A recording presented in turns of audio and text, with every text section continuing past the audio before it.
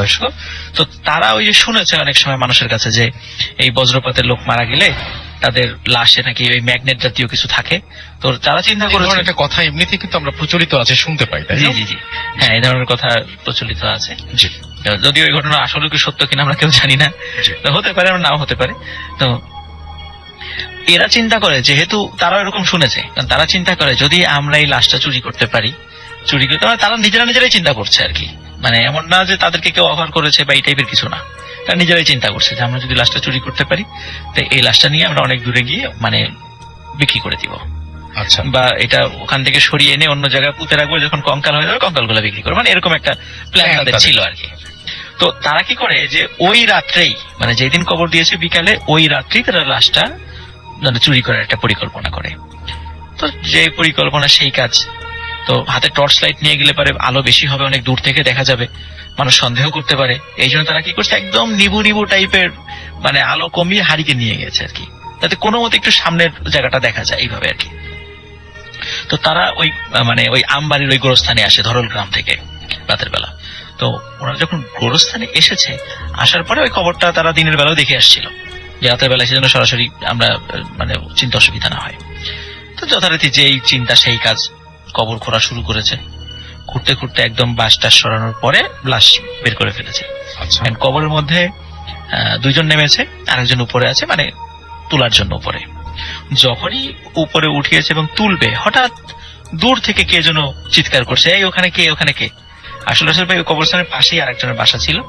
তো উনি হয়তো বা মুরব্বী, হয়তো বা রাত্রে ওয়াশরুমে যাওয়ার জন্য বাসা থেকে বের হয়েছে। তো কবরস্থানের যেহেতু পাশে থাকার কারণে কবরস্থান সম্পর্কে মোটামুটি ধারণা আছে। হঠাৎ করে রাতের বেলা একটু আলো দেখে সন্দেহ হয় যে কি ব্যাপার। আবার আলোর আশেপাশে তো রাসেল ভাই কেউ থাকলে এবার অনেক দূর থেকে টের পাওয়া যায়। তখন আর মনে হচ্ছিল কারা কি করছে। আবার চিন্তা করছে যে গ্রামের সাধারণত এত রাতের বেলা তো লাশ দাফন করার কথা না, আর লাশ এত রাত্রে দাফন করলে রাসেল ভাই ওই সময় যে হেঁচাক বাতি ছিল, এখন তো দেখা যায় না, তো হেঁচাক বাতি নিয়ে আসে। তো এরকম কেন? তো উনি বলছে ওখানে কে। তখন ওরা চিন্তা করে সর্বনাশ, ধরা খেয়ে গেছি। তো তখন ওরা লাশটা ওই রকমই ফেলে তিনজন ওই ভো দৌড় ওখান থেকে তারা চলে যায়, আবার তাদের গ্রামে তারা চলে যায়। তখন ওই লোক ওই কবরস্থানে এসে ওই হারিকেনের আলোতে দেখে যে এই অবস্থা, সকাল বিকালে লাশ দাফন হয়েছে এই অবস্থা। তখন উনি আশেপাশের লোকজনকে ডেকে তোলেন, আশেপাশে যারা ছিলেন। তো সবাই এসে আবার যথারীতি ওই পরিবারের লোককে খবর দেয়। ওই রাতটাই আবার মানে ওই লাশটা আবার যথাস্থানে রেখে উপরে বাঁশ দিয়ে আবার ঠিকঠাক মতো কবরটা দিয়ে দেওয়া হয়। তো রাসেল ভাই, এই ঘটনার পর থেকেই আসলে মানে ঘটনাটার আর মানে মূল ঘটনা শুরু আর কি। যে তিনজন ওই রাত্রে বাড়িতে চলে যান এবং রাত্রেবেলা বাসায় গিয়ে যার যার বাড়িতে গিয়ে ঘুমিয়ে পড়েন। আর যেহেতু তারা ধরা পড়ে নাই, সুতরাং বলে দেয় যে এই ঘটনা যেন আমরা কখনোই কেউ না জানে, জানলেই তো অনেক সমস্যা হবে। আর রাসেল ভাই, এটা নিয়ে তারা অনেকে চিন্তাও করেন নাই, ওটা ছিল একদম অসপাড়া গায়ের মতো। তারা চিন্তা করছে হয়তো বা কাফন চোরের কাজ, এটা কাফন চুরি করতে আসছিল, পারে নাই, সিমিলার এরকম তারা মনে করছে। তারা আসলে ওই ম্যাগনেট বা এই টাইপের কিছু এই ধরনের চিন্তা আসলে মানে গভীর চিন্তা করেই নি। জি জি, মানে ওইভাবে তারা চিন্তাও করে নাই যে এরকম হতে পারে। তারা কাফন চোর অনেক বহু আগে থেকেই তো এই ধরনের ঘটনা ঘটে থাকে। তো যাই হোক, ওই রাত্রেই ওই তিন বন্ধু সবাই একই স্বপ্ন দেখে। কি ছিল স্বপ্নটা? যে ওই যে লাশটা চুরি করতে গিয়েছিল, ওই লাশটার তো তারা চেহারাটা খুলে ফেলেছিল যে কেমন দেখা যায় আর কি, মানে যখন উঠাবে আর কি। তখন দেখে ওই লাশটা মানে বিভৎস চেহারায় এসে আস্তে আস্তে সাপের আকৃতি ধারণ করে। আচ্ছা, সাপের আকৃতি ধারণ করে ওদেরকে ধাওয়া করতে থাকে এবং ধাওয়া করার একটা পর্যায়ে তাদেরকে ছোবল মারে। আচ্ছা, এই স্বপ্ন দেখার পরে সকালবেলা তিন বন্ধু আবার এক জায়গা হয়ে সবাই, একজন বলে যে আমি তো এই স্বপ্ন দেখেছি, আরেকজন বলে হ্যাঁ আমিও তো দেখেছি, আরেকজন বলে আমিও তো দেখেছি। তিনজন সেম স্বপ্ন, সবাই একই স্বপ্ন। কিন্তু বেশ ভয়ঙ্কর। জি রাসেল ভাই, এবং শুধু রাসেল ভাই একবার দেখে না, ওরা প্রতি রাত্রে এটা দেখতে থাকে, আর প্রতি রাত্রেই দেখতে থাকে এবং চিৎকার চেঁচামেচি করতে থাকে, সাপ সাপ সাপ বলে চিৎকার চেঁচামেচি করতে থাকে। আচ্ছা, তো এ তার স্বপ্নের বিষয় গেল। এর মধ্যে কি হয় রাসেল ভাই, ওদের বাড়ির উঠোনে এই সাপের উপস্থিতি দেখা যায়। এবং প্রথম দিকে শুধু ওই তিন বন্ধু যাদের বাড়ি আর কি তারা দেখতো, এবং পরে পরিবারের লোকজনও দেখে, এবং তারাও চিৎকার চেঁচামেচি শুরু। যখন চিৎকার চেঁচামেচি বেশি পর্যায়ে চলে যায়, তখন কখনো কখনো সাপ মানে উধাও হয়ে যায়। আবার কখনো এমন হয় যে ওই তিনজনের কোনো একজন রাত্রে বা দিনের বেলায় যে রাস্তা দিয়ে হেঁটে আসছে, হঠাৎ করে দেখে পিছন থেকে একটা সাপ তাদেরকে ধাওয়া করছে, বড় আকৃতির একটা সাপ। তো তারা দৌড়ে বিভিন্ন জায়গায় চলে যায়, একটা সময় দেখে যে না ওইটা নাই। আচ্ছা, তো এই সাপের আতঙ্কে মানে তাদের তিনজনই ঘর ছাড়া হয়ে যাওয়ার মতো অবস্থা আছে। আচ্ছা তো এরপরে তারা একটা সিদ্ধান্ত নেয় যে তারা মানে যেহেতু আমাদের বাড়িতে প্রবলেম হচ্ছে, আমরা এক কাজ করি, আমরা তিনজন অনেক দূরে চলে যাই, আচ্ছা অনেক দূরে চলে যাই। তো ওইখান থেকে রাসেল ভাই একটা মানে বিল আছে, বিলের নামটা এই মুহূর্তে আমার ঠিক মনে পড়ছে না আর কি। আচ্ছা তো ওরা চিন্তা করে বিল পার হয়ে পরের গ্রামে চলে যাবে, Okay. হয়তো বা ওখানে ওই সাপটাপ থাকবে না এই চিন্তা করে। তো ওই বিলের কাছে গিয়ে তো ওই দিন আবার সন্ধ্যা হয়ে যায়। তখন আচ্ছা তারা চিন্তা করে যেহেতু আমাদের কাছে টুকি টুকি খাবার আছে, তারপর নৌকাটা নিয়ে আজকে বিলের একদম মাঝখানে নৌকাটা নিয়ে আজকে মাঝখানে রাত্রি যাপন করব। তো তো ওই ওই পরিকল্পনা করে এবং একজনকে বলে যে একজন করে ঘুমাবা, মানে দুইজন ঘুমাবা, একজন হচ্ছে মানে জেগে থাকবে, পাহারা দিবে। আচ্ছা। ও রাসেল ভাই আমার মনে পড়ছে ওই বিলটার নাম হলো সিটকি বাড়ি। ওই আচ্ছা জায়গাটার নাম সিটকি বাড়ি। আসলে আমি যাই নাই তো কখনো, বা একটু নতুন শব্দ, ওই জন্য আমার আসলে মনে ছিল না সিটকি বাড়ি ওই জায়গাটার নাম। তো ওনারা বিলের মাঝখানে ওখানে চিন্তা করে আজকে রাত্রে আমরা বিলের ভিতরে থাকবো। জি তো একজন জেগে থাকবে। এখন আসলে যিনি জেগেছিলেন উনি অনেক রাত, চাঁদের আলো দেখা যাচ্ছিল তখন, অনেক রাত হঠাৎ করে মনে হচ্ছে যে কোন শিয়াল বা কুকুর জাতীয় কোন জিনিস সাঁতার কেটে এই মাথা থেকে ওই মাথা পার হওয়ার চেষ্টা করছে। কারণ অনেক সময় আসলে যে শিয়াল কিন্তু পার হয়, তো যখনই রাস্তার পার হচ্ছে, মাঝখান দিয়ে আমরা মাঝে মাঝে দেখি জি অনেক জি জি, সময়। ওই বিলও পার হয় অনেক জি সময়। তো তখন দেখছে যে শিয়ালটা মানে শিয়ালের মতো জিনিসটা ওই মাথাটা আর কি মানে আস্তে আস্তে তাদের নৌকার দিকে মুভ করে আসছে। আচ্ছা তখন উনি চিন্তা করে কি ব্যাপারে এদিকে আসছে কেন, উনি মনে করছে স্বাভাবিক হয়তো বা আসে, মানে কোনো খাবার টাবার আছে এই চিন্তা করে হয়তো বা আসছে, বা নৌকায় আশ্রয় নেওয়ার জন্য ওঠার জন্য আসতে সাঁতার কেটে ক্লান্ত হয়ে গেছে, এখান থেকে তারাই দিব। কিন্তু রাসেল ভাই যখনই ওই মাথাটা আস্তে আস্তে কাছে চলে এসে সাঁতার কাটতে কাটতে হঠাৎ করে দেখে যে এটা আসলে সেই সাপটা, যে সাপটা তাদেরকে তাড়া করতো, আচ্ছা এবং সেই সাপটা একদম নৌকার উপরে উঠে বসে। এবার সে তারা বাস্তবেই দেখতে জি, পাচ্ছে একদম বাস্তবে তারা একদম নৌকার উপরে উঠে বসে, এবং সে যখন সাপ সাপ করে সময় কিছু আরেকটু মনে করে দেন, এই টাইমটা কেমন ছিল, কোন সময়টা? টাইমটা রাসেল ভাই রাত 1টা-2টার দিকে। 1টা-2টার দিকে, ওকে। তো তখন অন্য দুইজনও ঘুমের ঘরে চিৎকার করে উঠতে থাকে, এবং তারা ঘুমের ভিতরে এত ভয় পায়, এবং তিনজন একত্রে চিৎকার। আর রাসেল ভাই চতুর্দিকে ওইভাবে কোনো বাড়িঘর নাই, বিলের মাঝখানে। তখন ওই চিৎকার চেঁচামেচির একটা পর্যায়ে হয় কি, ওই সাপটা চলে যায় জি ওই নৌকা থেকে, নেমে আস্তে করে আবার ঠিক যেভাবে আসছিল সবাই দেখছে ওইভাবে চলে যাচ্ছে। তো আসলে ভাই ওই যে ওই ঘুম থেকে ওঠার পরে যে দুইজন যে ঘুমাচ্ছিলেন, ওনারা আসলে এত ভয় পেয়েছিলেন, ওনারা মাত্র কয়েকদিনের মাথায় জ্বর হয়ে মারা যায়। এবং যিনি ওই সর্বশেষ যিনি জীবিত ছিলেন, কাউকেই কিন্তু রাসেল ভাই সাপে কাটে নাই, কাউকে কাটে নাই, ওনারা ভয়েই মারা গিয়েছিলেন। কিন্তু সর্বশেষ যিনি মারা গিয়েছিলেন উনি ওনার ফ্যামিলির কাছে গল্প করে গিয়েছিলেন আর কি। এটা ওনারা কিন্তু কাউকে, জীবিত দশায় উনি কাউকে বলেননি, কিন্তু পরিবারের লোকজন পরবর্তীতে এটা ডিসক্লোজ করেন যে তাদের এই অন্যায়ের কারণে এই ঘটনাটা ঘটেছিল আর কি। তো আমি শেয়ার করবো, সেই ঘটনাটি শেয়ার করার আগে একটা কথা আমি বলে নিই। ঘটনাটি আমি যখন পাই আমার এক স্টুডেন্টের কাছ থেকে, জি আমি মানে অনেক চিন্তা করেছি যে ঘটনাটাকে আমি বলবো কি বলবো না, কারণ মানে এই ঘটনাটি একদম মানে হরর কোন সিনেমার কাহিনীর মতো মিলে যেতে পারে, বা কোনো হরর নাটকের সাথেও মিলে যেতে পারে হয়তোবা, আমি জানি না। কিন্তু ঘটনাটি শোনার পরে আমার মনে হয়েছে যে এটা একটু আসলে বলা উচিত, হুম কারণ এই ধরনের ঘটনা আমি আসলে সচরাচর পাই না আর কি। তো এই ঘটনাটা আমি পেয়ে গেছি আলহামদুলিল্লাহ। তো এখন সরাসরি আমি ঘটনাতে চলে যাই। ঘটনাটির সময় রাসেল ভাই 1974 সাল। হুম স্থানটা মানে শুরুর স্থানটা ছিল জগতী স্টেশন, যেটা কুষ্টিয়া জেলার জগতী স্টেশন। আর ওই সময়টাতে জগতী স্টেশন অনেক ব্যস্ততম একটা স্টেশন ছিল, স্পেশালি ওই কলকাতা থেকে ওই দর্শনা হয়ে যে ট্রেন গুলো আসতো আর কি, ওখানে প্রচুর মানে মাল খালাস করা হতো, অনেক ব্যস্ততম একটা স্টেশন ছিল ওই সময়টাতে। এখন অবশ্যই তার কিছুই নাই। তো ওই সময় একদিন মানে মোটামুটি সকাল 11টা মানে বেলা 11টার দিকে একটা ঘটনা আর কি। তো ট্রেন আসছিল, জি তো হঠাৎ মানে লোকজন দেখছিল যে একজন মহিলা শাড়ি পরা, ঘোমটা দিয়ে মাথা ঢাকা, সে রেল লাইন পার হচ্ছে। তো সবাই দূর থেকে বলছিল যে ট্রেন আসছে, থামেন থামেন বা পার হন না, এরকম বলছিল সবাই। হুম কিন্তু উনি কোনো কথা না শুনে ট্রেনের হঠাৎ করে লাইনের উপরে উঠে যান, এবং ওখানেই উনি রাসেল ভাই মানে ট্রেনে কাটা পড়েন, দুটুকরো হয়ে যায় ওনার দেহ। হুম হুম, এবং আর একটা বিষয় রাসেল ভাই, ওনার কোলে কিন্তু একটা ছোট্ট বাচ্চা ছিল। আচ্ছা তো সবাই চিন্তা করছে যে উনি কি আসলে সুইসাইড করেছে, নাকি আচমকা মানে পার হওয়ার সময় এরকম দুর্ঘটনা ঘটে গেছে, শিওর না, মানে কেউ বুঝতে পারেন নাই। তার স্বাভাবিক হাঁটা দেখে মনে হয়েছে হয়তো উনি খেয়াল করেন নাই, মাথায় ঘোমটা ছিল, পাশে থেকে উনি দেখতে পারেন নাই, হয়তো এমনটা হতে পারে। কেউ বলেছে হয়তো বা সুইসাইড করেছে, এরকম মনে হতে পারে। কিন্তু আসলে কোলে বাচ্চা নিয়ে সুইসাইড করবে কেন, এটাও আবার অনেকে বলেছে। যাই হোক আসলে মানে অদ্ভুত ব্যাপার হলো, উনি যখন রেলে দুই ভাগ মানে কেটে দুটুকরো হয়ে গেছেন, মানে সবাই পরবর্তীতে এই ডেড বডির কাছে গিয়ে দেখে যে উনি কোলে যেভাবে বাচ্চাটা জড়িয়ে ধরেছিলেন ঠিক ওইভাবে জড়িয়ে ধরে আছেন ওনার দেহের উপরের অংশ, এবং বাচ্চাটি সম্পূর্ণরূপে অক্ষত ছিল। তো এই বাচ্চাটি ওই সময় ওই স্টেশনের খালাসি হিসাবে কাজ করা ফিরোজ মিয়া নামে একজন লোক, উনি এই বাচ্চাটি ওইখান থেকে গ্রহণ করেন। এখানে বলে রাখা ভালো, ফিরোজ মিয়া ছিল নিঃসন্তান। তো উনি প্রথমে চিন্তা করেছিলেন যে যা মানে যদি এই লাশের কোন আত্মীয় স্বজন আসে তাহলে তাকে বাচ্চাটা বুঝিয়ে দিবেন আর কি। আসলে একদিন যায়, দুদিন যায়, 3 দিনের দিন যখন কেউ আসলো না, লাশটি তখন বেওয়ারিশ হিসেবে দাফন করা হয়। এবং পরবর্তীতেও কেউ ওই লাশের খোঁজ খবর নিতে আসে নাই, বা কেউ মারা গিয়েছেন কিনা ওই মহিলার খোঁজ খবর নিতে কেউ আসেন নাই আর কি। তো ওই সময় তো যোগাযোগ ব্যবস্থাও এত ভালো ছিল না, তো যার কারণে ওইভাবে হয়তো খোঁজ তারা হয়তো পানি নাই কখনো, এমনও হতে পারে। তো এখন যেহেতু ফিরোজ মিয়া পরিবার নিঃসন্তান, মানে উনি হাজবেন্ড ওয়াইফ দুজন, মানে ওনার ওয়াইফ এবং উনি টোটালি একটা সন্তানের জন্য ওনাদের মধ্যে খুব হাহাকার ছিল। যেহেতু ওই সন্তানটা উনি ওনার স্ত্রীর কোলে দেন, তো ওনার স্ত্রীও ওই সন্তানকে খুব মানে ভালো করে আদর যত্ন শুরু করেন, এবং ঘটনার শুরুটা আসলে এই সময় থেকেই আর কি।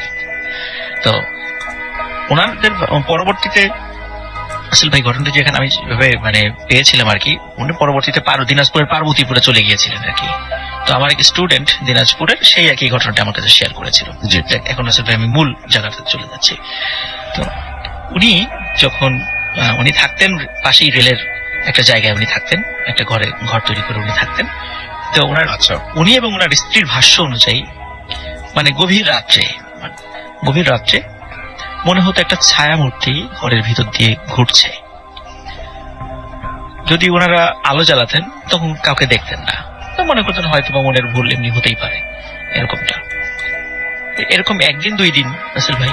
এরপরে ওই ফিরোজ মিয়া যেদিন রাত্রে নাইট ডিউটি থাকতো, যেদিন রাতের বেলা ট্রেন আসার সময় হতো, মাল খালার সংক্রান্ত ওই বিষয়গুলো দেখাশোনার দায়িত্ব থাকতো, ওই দিন তো ওনার স্ত্রী একা ঘুমাতেন, বাচ্চা থাকতো পাশে।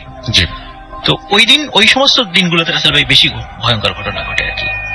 তো ওনার স্ত্রী একদিন মানে ফিল করছিলেন যে রাত্রেবেলা ঘুমের ঘরেই যে উনি ওই বাচ্চার দিকে কাত হয়ে শুতেন এবং বাচ্চার গায়ের উপর হাত দিয়ে ঘুমাতেন, এটা ছিল ওনার অভ্যাস। তো রাত্রেবেলা উনি ফিল করছিলেন ওনার হাতের নিচে শূন্য, মানে কিছু নাই।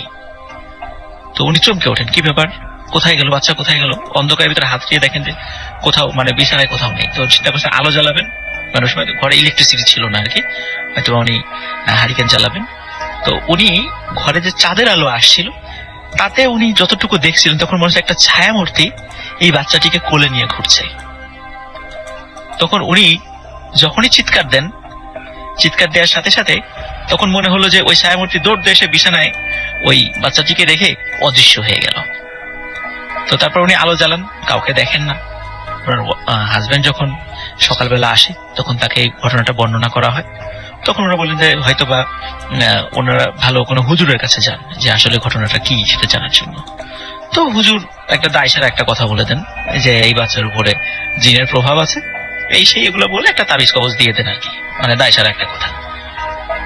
তো কিন্তু এই তাবিজ বা এইগুলোতে কিছুই কাজ হচ্ছিল না, ঘটনা কিন্তু রাসেল ভাই রেগুলার ঘটছিল এই ধরনের বিষয়গুলো। এখন ফিরোজ মিয়া চিন্তা করেন যেহেতু এই হতে পারে এই বাসায় সমস্যা, এরকম চিন্তা করে উনি যে কাজটা করেন এটা হলো উনি ওই জগতী স্টেশন থেকে ওই দিনাজপুরের পার্বতী স্টেশন ট্রান্সফার হয়ে চলে যান এবং ওইখানেই ওই বাচ্চাটা বড় হয় আর কি। তো ওইখানে যাওয়ার পরে এভাবে মানে বেশ এই রাতের বেলা এই ছায়ামূর্তির এই বিষয়গুলোটা না ওনারা বেশ একটু স্বাভাবিকভাবে পরবর্তীতে নিয়ে নেন। এটা যখন কিছুতেই কাজ হচ্ছিল না, অনেক মানে হুজুরের শরণাপন্ন হয়ে যখন কোনো কাজ হচ্ছিল না, এতটুকু কাজ হয় যে একটু কমে আসে এই ঝামেলাটা, কিন্তু এটা বন্ধ হচ্ছিল না। ওনারাও বিষয়টা একটু অভ্যস্ত হয়ে যান, যেহেতু বাচ্চার কোনো ক্ষতি হচ্ছে না বা তাদেরকে কোনো ভয় দেখাচ্ছে না, এই জন্য বিষয়টা ওনারা অভ্যস্ত হয়ে যান এবং বিষয়টা ওনারা পার্বতীপুর এসে বিষয়টা গোপন রাখেন। যেমন জগতীতে অনেকে জেনে ফেলেছিল, তো পার্বতীপুর এসে বিষয়টা গোপন রাখেন যাতে কেউ না জানে, আশেপাশের প্রতিবেশীরা না জানে। রাসেল ভাই এখানে একটা বিষয়, সেটা হলো ওই বাচ্চার আচরণে কিছু অদ্ভুত ব্যাপার ছিল। সেটা হচ্ছে যে এমনি নর্মালি আমরা বাচ্চারা দেখি বেশ চঞ্চল হয়, চঞ্চল প্রকৃতির হয়, কিন্তু ওই বাচ্চাটি ছিল বেশ মানে খুব শান্ত প্রকৃতির। প্রথমে মানে ফিরোজ মিয়া এবং তার ওয়াইফ মনে করছে বাচ্চাটি হয়তো বা বোবা, সে হয়তো বা কথা বলতে পারছে। তো বেশ বয়স হয়ে যাওয়ার পর আস্তে আস্তে সে বাবা বা মা এরকম বলা শুরু করে, তখন বুঝে যে না, হ্যাঁ সে কথা বলতে পারে, কিন্তু সে খুবই কম কথা বলতো। মানে প্রয়োজন ছাড়া মানে সেরকম কোনো শব্দও করতো না। মানে বাচ্চারা এমনি অনেক সময় শব্দ করে, সে প্রয়োজন ছাড়া ওরকম হয়তো শব্দও করতো না। তো যখন সে আস্তে আস্তে বড় হতে থাকে তখন তাকে স্কুলে ভর্তি করে দেওয়া হয়। স্কুলে ভর্তি হওয়ার পর তখন দেখা যেত যে এমনি বাচ্চারা, আমরা দেখি স্কুলগুলোতে বাচ্চারা মানে একটু দুষ্টামি করে, একে অন্যের সাথে মারামারি করে। তো এইখানে যেটা হতো সেটা হলো ওই বাচ্চার সঙ্গে যদি কেউ মানে মারামারি করতো, দেখা যেত ওই বাচ্চাটা বাসায় গিয়ে খুব অসুস্থ হয়ে পড়তো। আচ্ছা, তো এটা একটা অদ্ভুত ব্যাপার। তো এটা প্রথম দিকে কেউ ওইভাবে বেশ স্বাভাবিকভাবে নিয়েছিল, কিন্তু পরবর্তীতে এই বিষয়গুলো মানে যখন বাচ্চার গার্জিয়ানরা এই বিষয়গুলো একটু একটু করে অনুধাবন করতো এবং কানাঘুষা করতো, আস্তে আস্তে এই বিষয়গুলো তখন চাউর হয়ে যায়। তখন একটা কথা হয় যে এই বাচ্চাটা হলো মানে আমরা যেটা বলি যে অলক্ষী, অপায়া, এই ধরনের কথাগুলো যেগুলো বলে থাকি, বা ডাইনি, এই টাইপের কথা, যে ওর সাথে মিশতে দেওয়া যাবে না বাচ্চাদেরকে। তখন হয়তো কি বাচ্চাদের মানে গার্জিয়ানরা ওর সাথে কাউকে মিশতে দিত না। তো এইভাবে ওই মেয়েটি আবার খুব নিঃসঙ্গ বোধ করতো, কিন্তু খুব প্রয়োজন ছাড়া কখনো কথা বলতো না কারোর সাথে। এইভাবে সে বড় হতে থাকে। তো এর মধ্যে রাসেল ভাই যেই বিষয়গুলো দেখা যাচ্ছে যে দিন যেতে থাকে, সেও বড় হতে থাকে এবং একটা সময় তার বিবাহের সময়ও চলে আসে। বিবাহের সময় আসলে এইখানে রাসেল ভাই সবচেয়ে অদ্ভুত যে ঘটনাটি ঘটে আর কি, সেটা হচ্ছে যে যখন মেয়েকে সাজিয়ে বসিয়ে রাখা হয়েছিল বিয়ের দিন, তখনও মানে ছেলে পক্ষ থেকে বাসা থেকে লোক আসেনি, তখন যে ফিরোজ মিয়া সে ওই মেয়ের কাছে গিয়ে একটা অদ্ভুত ব্যাপার দেখে যে ওই মেয়ে কোন একটা মহিলার সাথে কথা বলছে। তো এই কথা বলছে এবং ওই মহিলাটা দেখার পরে ফিরোজ মিয়া চিন্তা করছেন এই মহিলাটাকে আমি কোথায় যেন দেখেছি। আচ্ছা, উনি খুব অবাক হয়ে যান যে কোথায় দেখেছি তাকে, চিন্তা করতে থাকে, মানে চিন্তা করতে থাকেন যে বহুদিন আগে কোথায় যেন দেখেছি, কিন্তু মনে করতে পারছেন না। তখন যখন ফিরোজ মিয়া ওই মহিলাটাকে দেখেন, তখন ওনার ফিরোজ মিয়ার চোখের সামনেই ওই মহিলাটি অদৃশ্য হয়ে যান। এবং ফিরোজ মিয়া ভয় পেয়ে তার মেয়েকে জিজ্ঞেস করেন যে এই তোমার পাশে তুমি দিব্যি হেসে কথা বলছিলে, এ কে? বলে ইনি আমার আম্মা। তখন ফিরোজ মিয়া চিনতে পারে ওই যে রাসেল ভাই, ওই যে রেলে যে কেটে গিয়েছিল যে মহিলাটা, আসলে ওটা উনি ওই ফিরোজ মিয়া সেই মহিলাটাকে ওখানে দেখেছেন ওই বাচ্চার পাশে, মানে ওই মেয়েটার পাশে আর কি। তখন উনি চিন্তা করেন যে এটা কিভাবে সম্ভব, ওই মহিলাটা তো মারা গেছে, তাহলে কি এতদিন যে ছায়ামূর্তির যে বিষয়গুলো আমরা দেখেছি, আমরা যেটাতে অভ্যস্ত, যে কি এই মহিলাই কি সেটা ছিলেন? আর আরেকটা রাসেল ভাই, যখন মেয়েটির বিয়ে হয়ে যায়, অদ্ভুত ব্যাপার হলো বিয়ের পরে সে যখন হাজব্যান্ডের মানে ওই পরিবারে যখন গিয়েছে, এরপর থেকে কিন্তু আর কখনো কেউ দেখে নেই। এটা রাসেল ভাই একটা অদ্ভুত ব্যাপার, যে হয়তোবা ওই ফ্যামিলিতে যদি ওরকম কোনো ভৌতিক ঘটনা ঘটতো, তাহলে তার শ্বশুর বাড়ির লোকজন হয়তোবা মেয়েকে মানে বাপের বাড়ি পাঠিয়ে দিত, বা সেখানে কোনো অশান্তি হওয়ার ভয় থাকতো। ওই পরিবারে কিন্তু কখনো এই ধরনের ঘটনাটা দেখা যায় নাই। তো এই বিষয়টা রাসেল ভাই, যদিও আমি স্টোরিটা ছোট, তো এই স্টোরিটা যখন আমার কাছে প্রথম আসে, তখন আমি কিছু মানে মুভির কিছু কাহিনীর সাথে আমি একটু মিল পেয়েছিলাম। আমি মানে চেষ্টা করেছিলাম এটা সত্যতা যাচাই করার জন্য। তো এইখানে একটা রাসেল ভাই একটা বলে রাখা ভালো, সেটা হলো যে এটা আমাদের মনে হতেই পারে, হয়তোবা ওই মায়ের আত্মা হয়তোবা সেখানে এসে এতদিন ছিল, এটা মনে হতেই পারে। কিন্তু আসলে এটা আমি বলে রাখি যে অনেক সময় দেখা যায় রাসেল ভাই আমাদের কিন্তু মানে আমাদের সাথেও কিন্তু অনেক জিন থাকে, যেটা আমরা হয়তো টের পাই না। তো অনেক সময় অনেক লোকের সাথে ভালো জিন থাকে, কিন্তু লোকটা যখন মারা যায় তখন ওই জিনটা চেষ্টা করে যে পরবর্তীতে তার হয়তো বা কোনো উপকার করার জন্য। তখন দেখা যাচ্ছে যে তার রূপ ধরে বা তার সুরতে বা বিভিন্ন সময়, এটা হয়তো মাইনুদ্দিন ভাই ভালো বলতে পারবেন আমার কথা ঠিক আছে কিনা, যে অনেক সময় দেখা যায় যে এরকম উপকারগুলো তারা করে থাকেন। হয়তো এরকমটা হতে পারে যে ওই মায়ের সুরতে বা ওই মানে যে ছায়ামূর্তিটা, ওটা একটা জিন ছিল, যেটা মেয়ের বিবাহের আগ পর্যন্ত চেষ্টা করেছে তাকে বিভিন্ন বিপদ আপদ থেকে রক্ষা করার জন্য, এবং বিবাহের পরে তাকে আর কখনো দেখা যায়নি। আর একটা রাসেল ভাই, ওই মেয়ে মানে স্বাভাবিকভাবে ঘর সংসার করতো, পরবর্তীতে তার ঘরে দুটা সন্তান হয়, দুটা ছেলে হয় এবং একটা মেয়ে হয়। তো ছেলে যখন বড় হয়ে যায় এবং ছেলে যখন বিয়ে দেয়, তখন ছেলের কর্মসূত্রে মানে অন্য জায়গায় চলে আসেন। তো ঠিক কোথায় গিয়েছেন ঠিক বলতে পারেন, হয়তো বরিশাল বা ঢাকা, এরকম আমাকে বলেছে, হয়তো বরিশাল বা ঢাকা চলে যান, এবং ওই মহিলাটাও তার ছেলের সাথে বরিশাল বা ঢাকাতে চলে আসে। তারপর থেকে ওনাদের সম্পর্কে আর আসলে ওরকম কোনো কিছু জানা যায় নাই। তবে এই ঘটনাটা মোটামুটি অত্র এলাকায় বেশ পরিচিত একটা ঘটনা। এটা ছিল রাসেল ভাই আমার প্রথম story. Thank you so much আপনার ঘটনার জন্য। রাজবাড়ী জেলার মানে পাচুরিয়া যে ইউনিয়নটা আছে, সেখানে অন্তারমন নামক একটা গ্রাম আছে। আচ্ছা, তো ওই গ্রামের একজন ব্যক্তির সাথে ঘটে যাওয়া ঘটনা। আচ্ছা। তো উনি নতুন বিয়ে করেছেন, 2-3 মাস হয়েছে আর কি। তো আচ্ছা। হঠাৎ রাতের বেলা উনি দেখলেন, মানে ঘুম ভেঙে দেখলেন ওনার স্ত্রী পাশে নেই। আচ্ছা। তখন উনি চিন্তা করেছিলেন হয়তোবা কোনো কারণে বাইরে গেছেন আর কি, ঘরের বাইরে। কিন্তু খেয়াল করলেন যে না, ঘরের দরজা তো বন্ধ। তখন উনি মনে হলো তার একটু ঘরটা খুঁজে দেখি তো কোথাও আছে কিনা। তখন একটু কৌতূহল হয়ে ঘর খুঁজে দেখলেন, না কোথাও নাই, কিন্তু ঘরের ভিতরে দরজা বন্ধ। তো উনি বিষয়টা খুব ভীত হলেন এবং তাড়াতাড়ি করে দরজা খুলে বাইরে গিয়ে ওনার বাবার যে ঘর ছিল, ভাইদের যে ঘর ছিল, তাড়াতাড়ি তাদেরকে ডাকলেন, বললে যে আমার স্ত্রী তো ঘরে নাই, এই ঘর তো ভিতর থেকে বন্ধ ছিল, কোন দিক দিয়ে গেল। তখন সবাই মানে তন্ন তন্ন করে খুঁজেছে, কিন্তু কোথাও পাওয়া যায়নি। তখন তার বাবা বলল যে তুমি এক কাজ করো, তুমি সকাল হলে তোমার শ্বশুর বাড়িতে যাও, শ্বশুর বাড়িতে গিয়ে দেখো যে বৌমা ওখানে গিয়েছে কিনা। আচ্ছা। তখন চিন্তা করেন হ্যাঁ, এটা একটা ভালো আইডিয়া, ওখানে গিয়েছে কিনা একটু খোঁজ নেই। কিন্তু সবার কাছে একটা মানে সবার কাছে একটা চিন্তার ব্যাপার ছিল যে ভিতর থেকে দরজা লাগানো, কিন্তু সে কিভাবে গেল।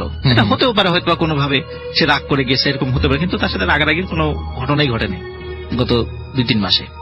তো যাই হোক, সে পরের দিন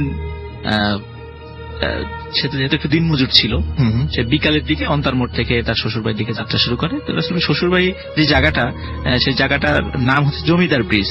তো গোয়ালন্দ মোড় থেকে একটু আগে খানখানাপুর নামক একটা জায়গা আছে, ওইখানে ওই জমিদার ব্রিজটা, মানে নাম হয়ে গেছে আর কি জমিদার ব্রিজ। ওখানে ব্রিজ এখন ওইভাবে নাই।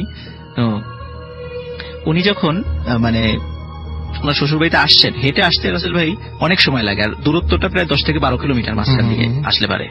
তো উনি হেঁটেই আসছেন, হেঁটে আসার পরে শ্বশুরবাড়িতে আসতে রাত 10টা বেজে যায়।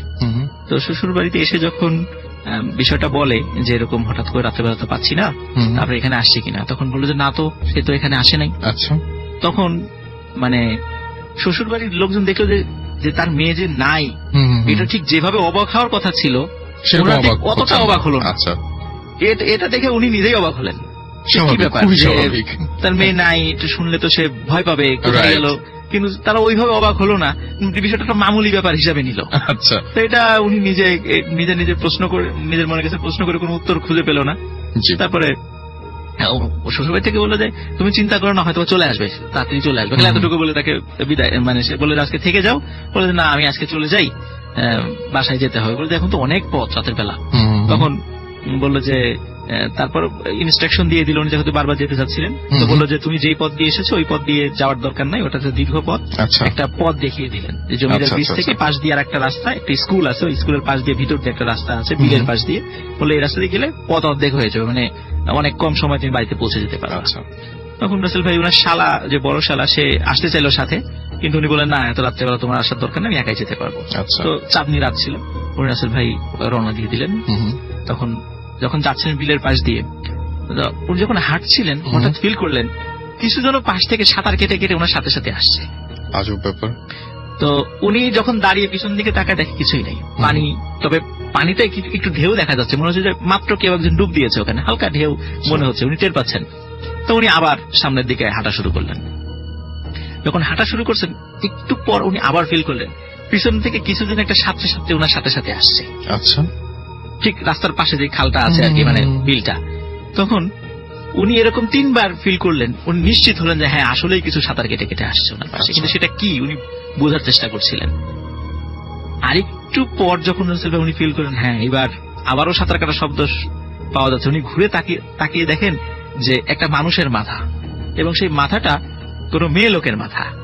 এবং যেহেতু চাঁদনি রাত ছিল, উনি দূর থেকে দেখে ফেললেন যে মাথাটা দেখা যাচ্ছে এটা ওনার স্ত্রীর মাথা।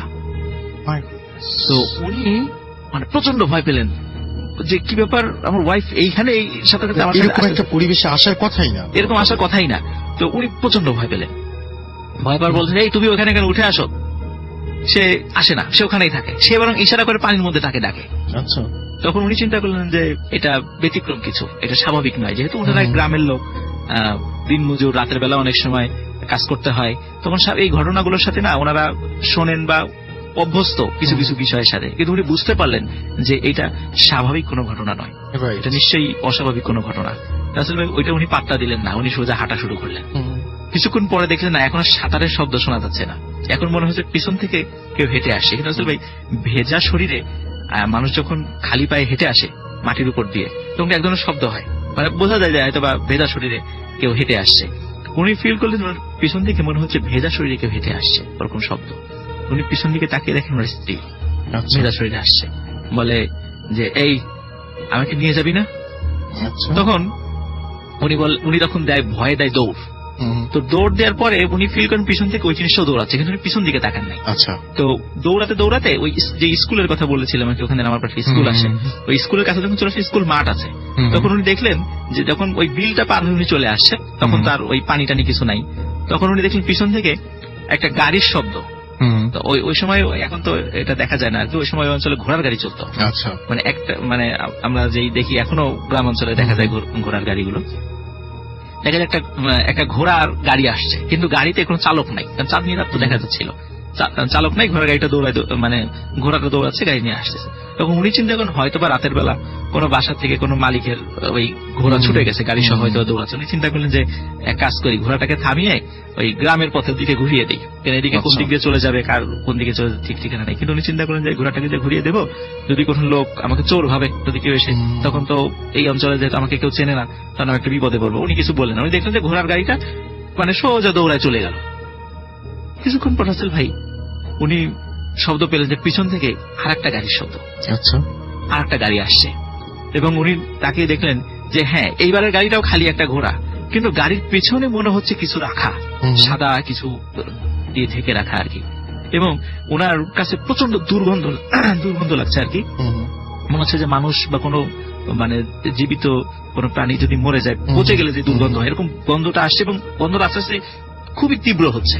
আচ্ছা গাড়িটা যখন কাছে চলে আসলো, উনি দেখলো যে ওই গাড়িতে 3টা লাশ মানে সাদা কাপড় দিয়ে ঢেকে রাখা, ওই ঘোড়ার গাড়িটা ওই 3টা লাশ নিয়ে দৌড়ে চলে যাচ্ছে। আচ্ছা আচ্ছা তখন উনি চিন্তা করলেন যে আবার হয়তো ওনার সাথে কিছু ঘটছে। যেটা ঘটতে চলেছে। তখন একটু পরে রাসেল ভাই আবার একটা গাড়ির শব্দ পেলেন। যখন গাড়ির শব্দ পেলেন উনি পিছন দিকে দেখেন এইবার গাড়িতে একজন চালক আছে, আচ্ছা এবং চালকটা খুবই বেটে আকৃতির একটা মানুষ, কালো কুচকুচে খুবই বেটে আকৃতির একটা মানুষ। তো ওখানে প্রচন্ড দুর্গন্ধ আসছে। যখন তার কাছে চলে আসে তখন রাসেল ভাই ওই চালককে জিজ্ঞেস করেন, এই তোমরা এই লাশটা নিয়ে কোথায় যাচ্ছ, কোন দিকে যাবা? তখন বলে যে তোর বাড়ির দিকে যাচ্ছি। বলে আমার বাড়ির দিকে মানে? বলে হ্যাঁ তোর বাড়ির লোকজন আনতে যাচ্ছি। তো তখন বলে যে কি আমার বাড়ির লোকজন তুমি আনতে যাবা কেন? কয় যে বিশ্বাস হয় না, এই কাপড়টা সরা। তখন কাপড়টা সরিয়ে দেখে রাসেল ভাই ওনার স্ত্রী, ওনার ভাই, ওনার মা, তাদের লাশ ওখানে রাখা। আচ্ছা এবং লাশগুলো বিকৃত হয়ে গেছে, মানে পচে গেছে। এই দৃশ্য দেখে উনি আসলে রাসেল ভাই আর সেন্স রাখতে পারেননি, উনি তখন সেন্সলেস হয়ে পড়ে যান। তখন ওনার যখন সেন্স ফেরে সকালবেলা ওই গ্রামের লোকজন ওনাকে উঠায়, তখন উনি ওনার বাড়িতে চলে যান। রাসেল ভাই বাড়িতে যাওয়ার পর যখন সব ঘটনা খুলে বলেন, স্বাভাবিকভাবে গ্রামের রাস্তাতে আসতে গেলে এই ধরনের ঘটনা ঘটতেই পারে। তো রাসেল ভাই ওই দিন রাত্রে হঠাৎ মনে হলো উঠানে প্রকাণ্ড একটা শব্দ। সবাই দরজা খুলে বের হয়ে দেখে ওনার স্ত্রী উঠানে পড়ে আছে। তো ওনাকে যখন জিজ্ঞেস করো তুমি কোথায় গিয়েছিলা, বলে আমি কিছুই জানি না। আচ্ছা তো কোথা থেকে আসলা তাও সে বলতে পারে না। তো এরকম নাকি রাসেল ভাই মাঝে মাঝেই ওনার স্ত্রী হঠাৎ ঘর থেকে নাই হয়ে যেত, মানে অদৃশ্য হয়ে যেত। আবার 3-4 দিন পরে হঠাৎ উঠানে একটা প্রকাণ্ড শব্দ হতো। তো এইটা বিষয় হলো রাসেল ভাই ওনাকে ওনার পরিবারের পরবর্তী ওনার পরিবারের সাথে যোগাযোগ করে জানা যায় যে ওই জিন সম্প্রদায়ের কোন কিছু আর কি। কিন্তু এই যে হ্যাঁ কিন্তু এই জিনিসটা খুব অদ্ভুত, যখন কিন্তু এই যে হ্যাঁ কিন্তু এই জিনিসটা খুব অদ্ভুত, যখন ওয়াইফকে উনি দেখেন যে উধাও হয়ে যায়, তখন আবার যখন দেখেন যে বাইরে কোথাও ওয়াইফকে দেখতে পান, এই দুটো ঘটনা কি সামহাউ রিলেটেড? মানে উধাও হয়ে কি পেছন পেছন আসেন, নাকি ওইটা আবার অন্য একজন? এখানে আসলে আমি জিজ্ঞেস করেছিলাম ঘটনাটা কি ঘটে, তখন বললো যে আসলে ওই মহিলা কারোর সাথে সংসার করুক, ওর সাথে যে জিনগুলো সেটা চায় না, এই জন্য তাকে দীর্ঘদিন বিয়ে দেওয়া যেত না। তারপরে বিয়ে হওয়ার পরে এই ধরনের সমস্যাগুলো প্রকট আকার ধারণ করে আর কি। এই জন্য উনি যখন রাস্তাতে আসছিলেন ওই মহিলার সাথে যে জিনগুলো দুষ্ট জিনগুলো ছিল ওরাই তার হাজবেন্ডকে ভয় দেখানোর চেষ্টা করছিল আর কি। তো ওই কারণে যখন পরবর্তীতে ওনার ওই মেয়ের ফ্যামিলিতে গিয়ে যখন বললেন যে আপনার মেয়েকে পাওয়া যাচ্ছে না, এই জন্য ফ্যামিলির লোকজনরা খুব বেশি অবাক হয় নাই, জানে যে এই ধরনের ঘটনা আগেও ঘটেছে, তাকে পাওয়া যাবে। রাসেল ভাই অনেক চিকিৎসা করা হয়েছিল, মানে দীর্ঘদিন চিকিৎসা করার পরে আল্লাহর রহমতে এখন তারা ভালো আছে, এখন আর ওই সমস্যাটা নাই, এখন সমস্যা তারা নাই। জীবিত আছে আর কি। বাড়ি হলো অন্তার মোড় তাদের রাজবাড়িতে। তো এটাই ছিল রাসেল ভাই। এবং এটা পুরোপুরি জিন রিলেটেড, এটা পুরোপুরি জিন রিলেটেড ঘটনা, আর ঘটনাটা 1992 সালের ঘটনা। 1992 সালে। তার মানে ঘটনাটি আসলে আমার এক উস্তাদ বলেছিলেন, সঙ্গত কারণে আমি যে লোকটির নাম এবং প্লেসটা বলতে চাচ্ছি না। কোথায় ঘটেছিল সেটা বলতে চাচ্ছেন না? জি জি, সেটা বলতে চাচ্ছি না, কারণ গল্পটা খুব সেন্সিটিভ, এটা শুনলে বুঝতে পারবেন আর কি। তো আমার উস্তাদ ইনি একজন ব্যক্তির গল্প করেছিলেন, কারণ আমার উস্তাদ যে বছর হজে গিয়েছিলেন, তো ওনার সাথে ওনারই এক সাথী ভাইয়ের হজে যাওয়ার কথা ছিল, কিন্তু সঙ্গত কারণে উনি বারবার যেতে পারছিলেন না। তো আমার উস্তাদ উনি হজ থেকে পরবর্তীতে যেটা জানতে পারলেন সেটা আমাদেরকে বলেছিলেন, সেটাই আমি শেয়ার করতে চাচ্ছি। এটা হচ্ছে উনি কেন হজে যেতে পারেননি, বারবার উনি হজ যেতে পারেননি মানে কি হজ পালন করতে কেন জি, জি। পারেননি? হ্যাঁ, কেন হজ পালন করতে পারেননি, উনি বারবার বাধাপ্রাপ্ত হচ্ছিলেন। তো ওনাকে বারবার যখন প্রশ্ন করা হচ্ছিল যে কেন আপনি হজ পালন করছেন না, তো উনি বারবার বলছেন আমি অসুস্থ, বিভিন্ন কারণ, বিভিন্ন অজুহাত দেখাচ্ছিলেন ওনার সাথী ভাইদেরকে। তো শেষ পর্যন্ত একজন সাথী ভাই ওনাকে খুব ভালো মতো ধরলেন যে আপনি এত টাকা জমা দিলেন, এত কিছু করলেন, কিন্তু কেন হজ পালন করছেন না, এটা একটু আমাকে বলতেই হবে। উনিও খুব বেশ বিব্রতকর পরিস্থিতি পড়ে গিয়েছিলেন, ওনার কারণে অন্যদের অসুবিধা হচ্ছিল। তো উনি তখন বললেন যে আসলে কি ঘটনা, তখন বলছেন যে আমি হজ পালন করব কিভাবে, আমি যখনই মানে হজ পালন করার জন্য কাজ শুরু করতে যাই তখনই দেখি আমার মানে বোনের ছেলে, ছোট্ট বয়স 7-8 বছর বা 9 বছর হবে, এই ছেলেটি বিশাল এক দা নিয়ে আমার পথের কাছে দাঁড়িয়ে আছে, মানে বিশাল এক দা নিয়ে আমার মানে পথিমধ্যে দাঁড়িয়ে আছে। তো এখন বলছে যে আপনার এই ভাগিনা এখানে কিভাবে আসবে, এটা কিভাবে সম্ভব, এখানে কিভাবে আসবে? তখন বলছেন যে আমার কথাও তো সেটা, আমার ভাগিনার তো এখানে আসার কোনো সম্ভাবনাই নেই, কারণ আমার ভাগিনাকে আমি নিজের হাতে হত্যা করেছি। আচ্ছা। তখন ওই লোকটি খুব অবাক হলেন যে আপনি আপনার ভাগিনাকে নিজের হাতে হত্যা করেছেন, কিন্তু কেন? তখন উনি ওই ঘটনাটি বললেন যে ওনার একটাই বোন ছিল, যখন ওনার বোনের বিবাহ মানে বয়স হয়ে গেল, তখন একটি ছেলে দেখে ওনার বোনকে বিবাহ করিয়ে দিলেন। বিবাহের পরে ওনার বোন বারবার যখন নিজের সম্পত্তি দাবি করছিল ভাইয়ের কাছে, তখন ভাই বলছিল যে তোমাকে এত বছর ধরে লালন পালন করেছি, কত টাকা পয়সা খরচ হয়েছে, বিয়ের জন্য খরচ করেছি, তোমার যা সম্পত্তি ভাগে ছিল সবই টাকা পয়সা খরচে ব্যয় হয়ে গেছে, সুতরাং তোমার কোনো সম্পত্তি আমার কাছে নেই, সব সম্পত্তি খরচ করে ফেলেছি তোমারই পিছনে। তখন বোন ভাইয়ের সাথে আর বেশি আর্গুমেন্টে যায় নাই, কারণ হচ্ছে যে যেহেতু বাবা মা মারা যাওয়ার পরে ভাই তাকে বড় করেছিল, এই জন্য উনি আর কোনো আর্গুমেন্টে যান নাই। কিন্তু কিছুদিন পরে ওনার সন্তান হয় এবং ওনার স্বামী খুব অসুস্থ হয়ে যান। যখন স্বামীর চিকিৎসার জন্য বারবার ভাইয়ের কাছে আসছিল যে ভাই আমাকে কিছু টাকা দাও, স্বামীর চিকিৎসা করাবো, তখন বলছেন যে আমি তোমাকে কোনো টাকা দিব না। এভাবে বারবার তার বোনকে ফিরিয়ে দিয়েছে এবং একদম বিনা চিকিৎসায় ওই মহিলাটির স্বামী মারা যায়। তখন অনেক কষ্টে ওনার সন্তানকে উনি বড় করতে থাকেন এবং এক পর্যায়ে উনি নিজেও অসুস্থ হয়ে যান। সন্তান যখন আবার একটু বোঝা শিখেছে, 7-8 বছর বয়স হয়ে গেছে, তখন তার মামার কাছে গিয়ে বলেছে যে মামা আমার মা অসুস্থ, তার চিকিৎসা করা প্রয়োজন, আপনি কিছু টাকা পয়সা দেন। তখন বারবার উনি ওনার ভাগিনাকে ফিরিয়ে দিয়েছে এবং শেষ পর্যন্ত ওই বাচ্চা ছেলেটির মাও সম্পূর্ণ বিনা চিকিৎসায় মারা যায়। আচ্ছা। ওনার ভাই কোনো সহযোগিতা করেন নাই। যখন এই ধরনের ঘটনা দেখে ওই বাচ্চা ছেলেটির মনেও খুব দাগ কাটে যে আমার মামা এরকম করলো, তখন উনি ওর মামার সাথে বিভিন্নভাবে ঝগড়াঝাটিতে লিপ্ত হয়, ওই অল্প বয়সী ছেলেটাই। আচ্ছা। যে আমার সম্পত্তি হয় বুঝিয়ে দিবা, না হলে আমি বিচার সালিশের কাছে পুলিশের আশ্রয় নিব। তখন উনি অবস্থা বেগতিক দেখে একদিন বললেন ঠিক আছে তুমি রাত্রে এসো, আমি তোমার সম্পত্তি বুঝিয়ে দেব। যখন ছেলেটি সত্যি সরল বিশ্বাসে রাত্রে ওনার বাড়িতে এসেছিলেন, তখন উনি ছেলেটিকে খুব নৃশংসভাবে হত্যা করে একটি জায়গায় ফেলে রাখে এবং ওই লোকটি তারই আর এক শত্রুকে ওই হত্যা মামলায় ফাঁসিয়ে জেলখানায় ঢুকিয়ে দেয়। তো উনি যখন ওই হজ করার কার্যক্রম শুরু করবেন, তখনই দেখে ওনার ওই ভাগিনা বড় একটি মানে দা নিয়ে ওনার পথিমধ্যে দাঁড়িয়ে আছে এবং ওনাকে ধাওয়া করে। তো এই ঘটনাটি রাসেল ভাই যে হয়তো অতটা ভয়ের না, কিন্তু আসলে এর মধ্যে কিন্তু অনেক কিছু শিক্ষণীয় আছে। তো তারপর আমি আর একটা কথা বলতে চাই রাসেল ভাই, আমি শুরুতে যে একটা স্টোরি বলেছিলাম যে একটা পাগলের ঘটনা এবং এখন একটি মৃত ছেলের ঘটনা, যে বারবার এসে সামনে দাঁড়িয়ে থাকে, বাধা দেয়। জি। এখানে কিন্তু একটা আত্মার বিষয় চলে আসছে। আসলে আত্মার বিষয়টি কি, আসলে কি এরকম যে মানুষ মারা যাওয়ার পরে এভাবে এসে মানুষকে বিরক্ত করে? আসলে কিন্তু আসলে বিষয়টা তা না। আচ্ছা। কারণ আমাদের মানে কোরআন এবং হাদিসের দৃষ্টিকোণ থেকে যদি আমরা চিন্তা করি, আসলে মানুষ যখন মারা যায় তখন আত্মাটা ইল্লিন বা সিজ্জিন দুটার এক জায়গায় চলে যায় তার আমলের পার্থক্যের কারণে। এবং আল্লাহ তাআলা until the day of judgment আল্লাহ তাআলা এই আত্মাগুলোকে ওখানেই রেখে দেবেন এবং পরবর্তীতে সেগুলোকে রিলিজ করবেন। এখন তাহলে এই যে রূপ ধরে এরা কারা আসে, কারা এটা, তাহলে কি হচ্ছে? আসলে ভাই যে মানুষ যদি কোনো খারাপ লোক হয় তো দেখা যায় তার সাথে কিছু কিছু খারাপ জিন থাকে, সে হয়তো নিজেও বোঝে না। আবার যদি কেউ ভালো লোক হয় তার সাথেও কিছু ভালো জিন থাকে, কিন্তু সে নিজেও সারা জীবনে বুঝতে পারে না। ওই ভালো লোকগুলো, ভালো জিনগুলো তার সাথে থাকে, তার উপকার করার চেষ্টা করে। তো অনেক সময় এই জিনেরা এই ধরনের কিছু ঘটনা ঘটায়, আমরা সেটাকে আত্মা মনে করি। এই যে আমরা অনেক সময় দেখি যে বিভিন্ন জায়গাগুলোতে সুইসাইড হয়েছে, আমরা সেখানে একটা হন্টেড প্লেস হিসাবে সেটা পরিগণিত হচ্ছে। আমরা দেখি যে ওই সুইসাইড যিনি করেছেন তিনি ওখানে ঘুরে বেড়াচ্ছেন। আসলে ব্যাপারটা কি? আসলে কি সত্যি উনার আত্মা ওখানে আসে? না, আসলে কিন্তু বিষয়টা তা নয়। উনি যেভাবেই মারা যাক, সুইসাইড করে মারা যাক, ভালোভাবে মারা যাক, ওনার আত্মা ইল্লিন বা সিজ্জিনে চলে গেছে। আল্লাহ জানেন ওনার আত্মা ওখানে কোথায় তিনি রাখবেন। কিন্তু দেখা যাচ্ছে যে আমরা যখন পড়াশোনা করতে বসি, ঘটনাটা যার কাছ থেকে শুনেছি তিনি একজন ট্রাক ড্রাইভার। আচ্ছা, আমি একদিন মানে আমার বাসা তো রাজবাড়ি, আমি রাজবাড়ি থেকে আসছিলাম, গলন্দ মোড় থেকে আমি একটা যশোর থেকে আসা বাসে উঠি যে আমি ওই বাসে ঢাকা যাব আর কি। তো আমার পাশে যিনি বসেছেন উনি বারবার খালি ড্রাইভারের গাড়ি চালানোর সমালোচনা করছেন যে ড্রাইভার কিভাবে গাড়ি চালায়, এটা এইভাবে করতে পারে। আমি বললাম যে আপনি কি গাড়ি চালাতে পারেন? বলে হ্যাঁ, আমি তো অনেকদিন ধরে ট্রাক চালাই।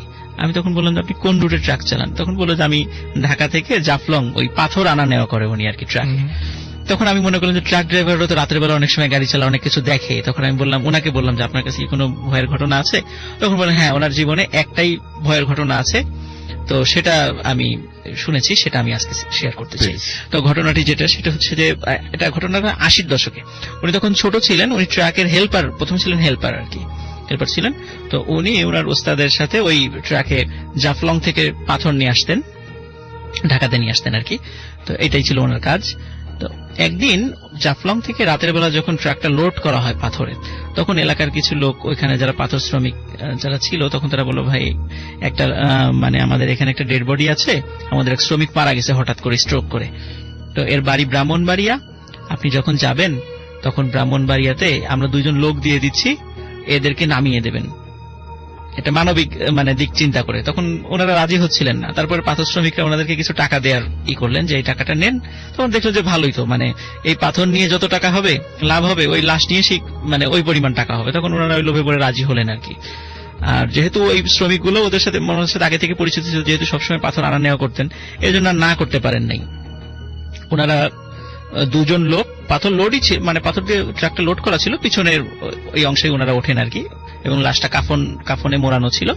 তো ওনারা 2 জন ট্রাকের উপরে লাশ সহ বসেন, 2 জন শ্রমিক এবং ওই হেল্পার এবং ড্রাইভার ওর গাড়ির ভিতরে ছিল। তখন ওনারা যখন ট্রাক নিয়ে আসছেন, তখন যারা জাফলং এর ওদিকে আসা যাওয়া করেন, তখন আপনারা হয়তো দেখে থাকবেন ওখানে জৈন্তাপুর নামক একটা বাজার আছে। যাওয়ার সময় মানে জাফলং এর আগে জৈন্তাপুর পরে, তো জৈন্তাপুরে এসে ট্রাক ড্রাইভাররা এখনো দেখবেন ওখানে হোটেল আছে, ওনারা ওখানে খাওয়া দাওয়া করেন রাতের বেলা, মানে মোটামুটি সারা রাতি খোলা থাকে। তো তখন অত ভালো ছিল না, ছোটখাটো হোটেল ছিল আর কি ওখানে। তো জৈন্তাপুরের থেকে ওনারা খাওয়া দাওয়া শেষ করে যখন ট্রাক নিয়ে আবার সামনের দিকে এগোতে থাকলেন, তখন যিনি ট্রাক ড্রাইভার মনে করেন যে জৈন্তাপুর, ওনার তো স্মোক করার অভ্যাস ছিল, জৈন্তাপুর থেকে তো মানে সিগারেট কিনতে ভুলে গেছে, আমার তো একটা সিগারেট খাওয়ার দরকার। তখন তার হেল্পার বলে ওস্তাদ সামনে তো বাজার আছে, কোনো না কোনো দোকান তো অবশ্যই খোলা পাওয়া যাবে, রাত হলেও খোলা থাকে, তো আপনি ওখান থেকে কিনে নিয়েন। ভালো আইডিয়া। তো ওনারা চিন্তা করলেন সামনের বাজার থেকে কিনে নেব। সত্যি বাজারে দূর থেকে দেখা যাচ্ছিল কয়েকটা দোকান, ছোট দোকান খোলা ছিল, ওখানে যারা রাতে বাজারে যারা পাহারাদার থাকে ওনারাও ছিল। তখন ওনারা যখনই ওই ট্রাকটা বাজারের কাছাকাছি এসেছে, দোকানদার পাহারাদার যে যেখানে ছিল ওই ট্রাকটা দেখেই মানে পরিমরি করে যে যেদিকে পারে দৌড় দিয়ে চলে যাচ্ছে। ওনারা খুব অবাক হলেন যে কি ব্যাপার, আমরা মানে বাঘ না ভাল্লুক, আমরা এখানে আসার আগে এরা সবাই দৌড় দিয়ে চলে গেল, ঘটনা কি? তখন উপরে দেখেন যে না, 2 জন লোকও ঠিক আছে, লাশও ঠিক আছে, সবই ঠিক আছে। তো সমস্যাটা কি? ওনারা কিছুতে সমস্যা ধরতে পারলেন না। তখন চিন্তা করেন হয়তো হবে অন্য কিছু, ভয় পেয়েছে। তখন ওনারা আবার ট্রাক নিয়ে চলা শুরু করলেন, মনে করেন সামনে অন্য কোনো বাজার থেকে হয়তো সিগারেট কিনে নেবেন। সামনে যে বাজারে গেলেন সেম ঘটনা, একই রকম ঘটনা। সবাই পালিয়ে যাচ্ছে। ওনাদের ট্রাক যে যেখানে মানে দেখা মাত্রই যে যেদিকে পারছে রাতের অন্ধকার মানে দৌড়ে পালিয়ে যাচ্ছে। ওরা আবারও চেক করে না, লাশও ঠিক আছে, 2 জন লোকও ঠিক আছে। ওই 2 জন লোকও কিছু বুঝতে পারছে না যে কি ব্যাপারে এভাবে লোকজন পালিয়ে যাচ্ছে কেন। যাই হোক, আবার ওনারা ট্রাক চালানো শুরু করলেন। সামনে একটা ট্রাক আসছিল ওনাদের অপোজিট পাশ থেকে। ওই ট্রাকের ড্রাইভার ওনাদের ওই ট্রাকটা দেখে উনি ট্রাক অ্যাক্সিডেন্ট করে বসেন, মানে আগত যে ট্রাকটা। আচ্ছা, এবং ওটা কোনো মেজর অ্যাক্সিডেন্ট ছিল না, মানে রাস্তা থেকে একটু সাইডে চলে আসে। যাই হোক, বাট ওনাদেরকে দেখে কি করে, এবং ওনারা ওই ট্রাকটা আবার সামনে থামিয়ে নেমে আসেন যে কি ব্যাপার, কি হলো। ওনাদেরকে দেখে ওই ট্রাকের ড্রাইভার এবং হেল্পার যে যেখানে ছিল ওনারাও দৌড়ে পালিয়ে যাচ্ছে। ওনারা কিছুতেই বুঝতে পারছেন আসলে ঘটনাটা কি হচ্ছে ওনাদের সাথে। যাই হোক, উনি তো সিগারেট কিনতে পারলেন না এই ঘটনার কারণে। দীর্ঘ পথ পাড়ি দিয়ে সিলেট শহরের কাছাকাছি যখন ওনারা এসেছেন, তখন ওখানে পুলিশের আবার চেকপোস্ট আছে, তো পুলিশের সদস্যরা ওরা দূর থেকে ইশারা দিচ্ছেন যে গাড়িটা স্লো করার জন্য। তো ওনারাও গাড়ি স্লো করবেন, কিন্তু গাড়িটা যখনই পুলিশ সদস্যদের কাছাকাছি চলে এসেছে, 100 গজ দূরে, তখন ওনারা খেয়াল করেছেন যে ওই পুলিশ সদস্যরাও ওনারাও যে যেখানে পারে ছুটে চলে যাচ্ছে, ওনারা এখানে দাঁড়াচ্ছেন না। এবং ওই বাজারে একজন মানে খুব বৃদ্ধ একজন মানে নাইট গার্ড ছিল, উনি আর পালাতে পারেন নাই, উনি অজ্ঞান হয়ে পড়ে যান। ওনারা ট্রাক থেকে নেমে আসার পরে কোনো কারণ বুঝতে পারছে না। শেষে ওই যেহেতু হাতের কাছে একজন পাওয়া গেছে সেন্সলেস অবস্থায়, তাকে একটু পানি টানি ছিটা দিয়ে তাকে করা হয়। তখন উনি জ্ঞান ফিরে বলতেছেন, এই তোমরা ট্রাকে কাকে নিয়ে আসছো? বলে, কেন, আমরা তো ট্রাকে পাথর নিয়ে আসছি এবং একটা লাশ আছে, সাথে 2 জন আছে। বলে, না, তোমরা তো শুধু লাশ নিয়ে আসো না, তোমরা তো বিশাল আকৃতির সব দানব নিয়ে আসছো ট্রাকে করে। বলে, এটা কিভাবে সম্ভব? বলে, হ্যাঁ, তুমি যখন ট্রাক নিয়ে আসছিলা তখন আমরা দেখতে পাচ্ছি তোমার ট্রাকের উপরে 3-4 জন বিশাল আকৃতির ভয়ঙ্কর চেহারা দানবের মতো, এবং তোমাদের ট্রাকের 2 পাশে মানে ট্রাকের যে 2 পাশে 2টা জানালা থাকে, 2টা জানালার পাশে 2 জন দানব দাঁড়িয়ে আছে, এরকম ভয়ঙ্কর চেহারার 2 জন দাঁড়িয়ে আছে। তো এটা দেখেই তো আমি সেন্সলেস হয়ে গেছি, দৌড়াতে পালাতে পারিনি। আর যারা যদি দেখেছে তারা মনে হয় এই কারণে দৌড়ে পালিয়ে গেছে ভয়ে। তখন ওনারা চিন্তা করলেন যে যদি এই ব্যাপার হয় তাই দেখি তো লাশটা কোথায়। ওনারা তখন গিয়ে দেখেন লাশও নাই, ওই 2 জন ব্যক্তিও নাই। তখন ওনারা খোঁজা শুরু করলেন, সবাই মিলে খোঁজা শুরু করলে তখন দেখলেন ওই 2 জন লোক কিছু একটু দূরেই মানে সেন্সলেস অবস্থায় পড়ে আছে, ট্রাকের উপরে লাশের সাথে যে 2 জন ছিল, যে 2 জন শ্রমিক ছিল। তো ওনাদেরকে আবার জ্ঞান ফিরে আনা হয়। তো ওনাদেরকে জিজ্ঞেস করে কি হয়েছে, ওনারা বলেন, আমরা কিছুই বলতে পারবো না, খালি হঠাৎ মনে হলো মানে কেউ যেন আমাদের গলা ধরে ধাক্কা দিয়ে ট্রাকের উপর থেকে ফেলে দিল, এবং তারপরে আর আমাদের কিছু মনে নাই। তখন বলে, তাহলে লাশটা কোথায় গেল, লাশটা খুঁজি এখন। তখন আরো কিছু আশেপাশের লোকজনকে ডেকে নিয়ে আসা হলো, সবাই মিলে লাশ খোঁজাখুঁজি মানে যে যেভাবে পারছে খুঁজছে। ওনারা বেশ অনেক দূরে দেখলো যে বড় আকৃতির মানে অস্বাভাবিক রকমের বড় কয়েকজন মানুষ কি যেন নিয়ে যাচ্ছে, সাদা সাদা কি যেন। ওনারা দৌড়ে সেখানে চলে যান, অনেক চেষ্টা করেন সেখানে যাওয়ার জন্য, মাঠের মধ্যে দিয়ে দৌড়াদৌড়ি শুরু করেন। তো ওনারা দেখছিলেন যে ওই লাশটির মাথা ধরেছে সামনে একজন ব্যক্তি, মাথা ধরে আছে, যেমন আমরা খাটিয়াতে দেখি যে 4 জন ব্যক্তি চারপাশে ধরে আছে, ঠিক সেম মানে মাথাটা একজন ধরে আছে 1 হাত দিয়ে, 2 হাত 2 জন ব্যক্তি ধরে আছে, 2 পা 2 জন ব্যক্তি ধরে আছে। ওনার পিছন থেকে বলেন, এই তোমরা কে, দাঁড়াও, লাশ নিয়ে কোথায় যাচ্ছ? তখন ওনারা আর পিছন দিকে তাকালেন না। তারা খেয়াল করলেন যে 2 হাত ধরে যেই জন ছিল এবং 2 পা ধরে যেই 4 জন ছিল এবং মাথা ধরে জন ছিল, ওনারা একজন ডান পাশে একজন বাম পাশে, 2 জন হেঁটে চলে যাচ্ছে। এবং যেভাবে লাশটা হাতে ধরা ছিল, যার হাত যার ধরা ছিল, উনি হাত ছিঁড়ে নিয়ে চলে গেলেন, আর একজন আর এক হাত ছিঁড়ে নিয়ে চলে গেলেন, 2 জন 2 পা ছিঁড়ে নিয়ে 4 জন চারদিকে চলে গেলেন, এবং মাথা যিনি ধরেছিলেন উনি মাথা ছিঁড়ে নিয়ে সামনের দিকে চলে গেলেন। এবং ওনারা যখন হেঁটে যাচ্ছিলেন তখন ওনারা মানে যিনি গল্প আমাকে করেছেন উনি মনে হচ্ছিল যে সিঁড়ি দিয়ে যেমন মানুষ হেঁটে মানে আস্তে আস্তে উপরে ওঠে, মনে হচ্ছে আকাশে সিঁড়ি লাগানো আছে। ওনারা হেঁটে হেঁটে ওই লাশের ওই খণ্ডিত অংশগুলো নিয়ে ওনারা হেঁটে হেঁটে উপরে চলে মিলিয়ে গেলেন, এবং ওই লাশটি মাথা হাত পা বিহীন অবস্থায়, ওই কাফন ছিল শরীরের সাথে, ওই অবস্থায় পড়ে থাকলো। তখন ওনারা চিন্তা করেন যে এই ভয়ঙ্কর এই লাশটি নিয়ে আমরা কিভাবে ওনার ফ্যামিলির কাছে যাবো। যদিও ওই ব্যক্তির কোনো পরিবার ছিল না, উনি একাই ছিলেন, ওনার দুঃসম্পর্কে কিছু আত্মীয় ছিল, ওখানকার স্থানীয় লোকজন জানতো ওনার বাড়ি ব্রাহ্মণবাড়ি, এতটুকু শুধু জানতো।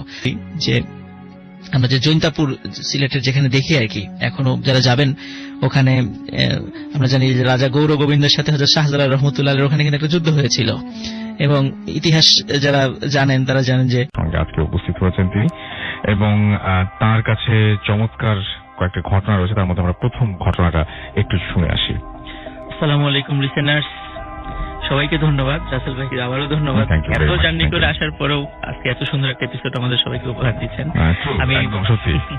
রাসেল ভাই, আপনি রংপুর থেকে আসছেন, আমিও এই ঘটনাটি কালেক্ট করেছি রংপুর থেকেই।